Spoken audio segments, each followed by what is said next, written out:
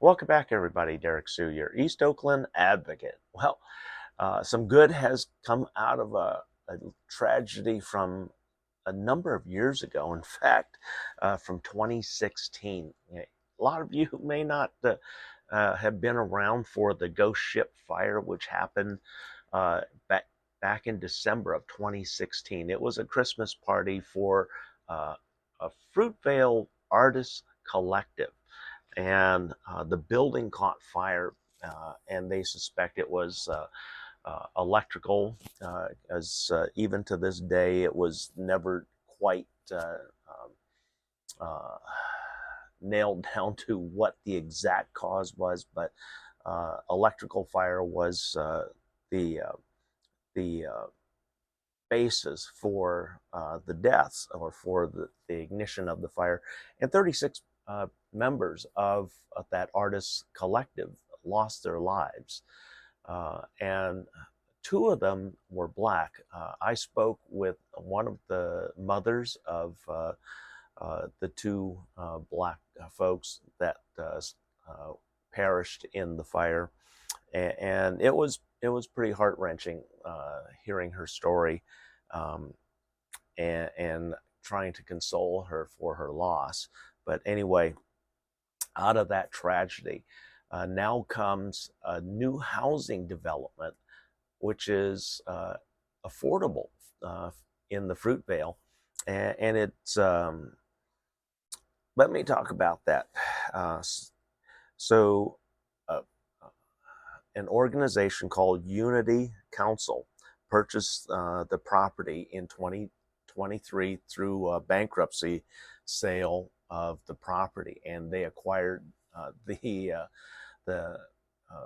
not only the ghost ship property, but the adjacent properties that were next to each other, and so they have a substantial property to build on. And so what they're going to do, they've already, you've seen the artist rendering that I posted for the thumbnail. Well, at the end here, I'm going to post the renderings, the drawings that they had put together uh, for the proposal for the building. And the building is going to be 60 feet tall. That's essentially a 5-story building. And that's going to be able, and it's going to create 58 affordable housing units for those earning up to 80% of the AMI, the average median income of the area. And so here's the breakdown of the units that they propose: 22 single beds units, 16 two-bed units, and 20 three-bedroom units. So these are nice, nicely sized. It's in an area that is close to a lot of shopping in the Fruitvale District, and close to schools, close to BART. AC Transit is just steps away.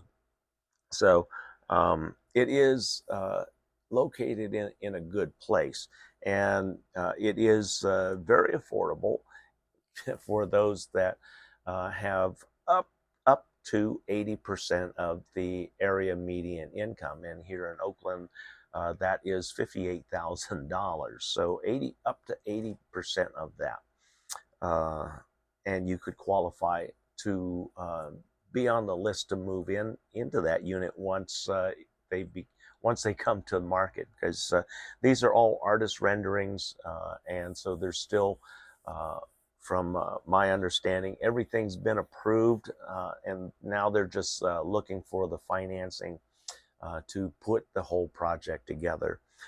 So that's the good news, that Oakland is going to gain some 58 affordable housing units, actual affordable housing units here. And so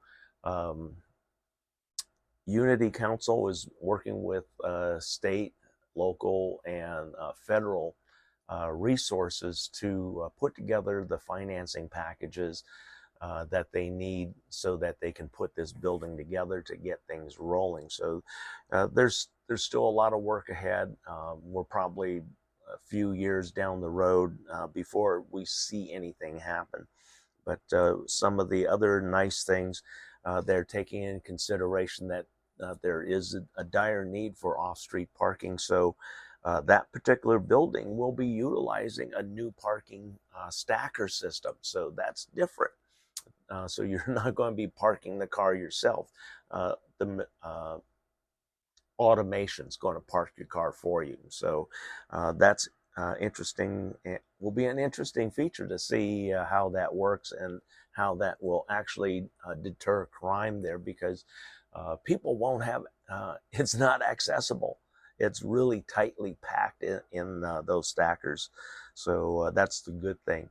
Also, there's storage for 15 bicycles to be stored safely, and they're extending a portion of the property, and a tree will be planted for each of the 36 lives that were lost there at the ghost ship.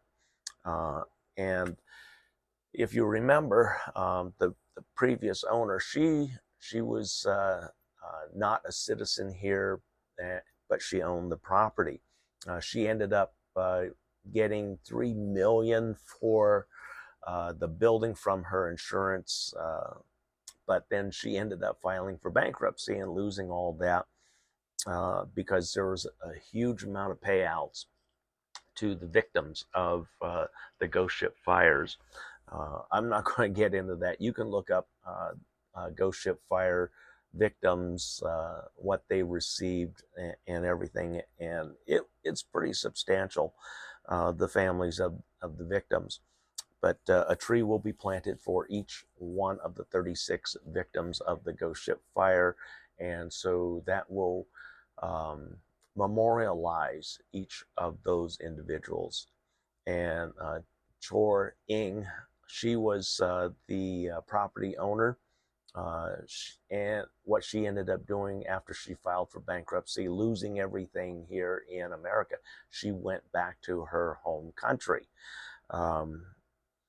And people say you can't lose money on real estate. Yes, you can. And that's one of the ways. And she was an irresponsible property owner here in Oakland, and one that should not have owned property.